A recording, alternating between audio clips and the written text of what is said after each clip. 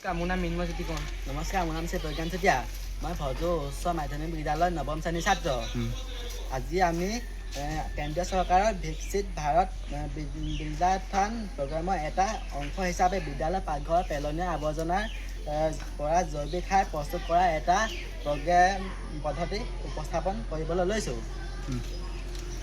আমি বিদ্যালয়ত mid day মিলৰ ৰান্ধনীশালৰ পৰা ওলোৱা জীৱ পচনশীল আৱৰ্জনাৰ পৰা পচন সাৰ প্ৰস্তুত কৰা পদ্ধতি দেখুৱাবলৈ লৈছোঁ।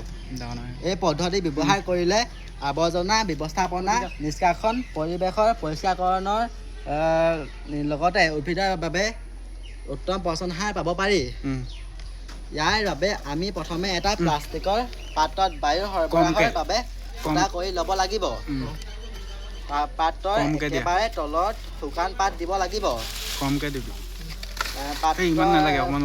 তাৰ ওপৰত গৰুৰ শুকান গোবৰ দিলোঁ। তাৰ ওপৰত খাদ্য আৰু শাক পাচলি পেলনীয়া অংশ এটা তৰপ দিলোঁ।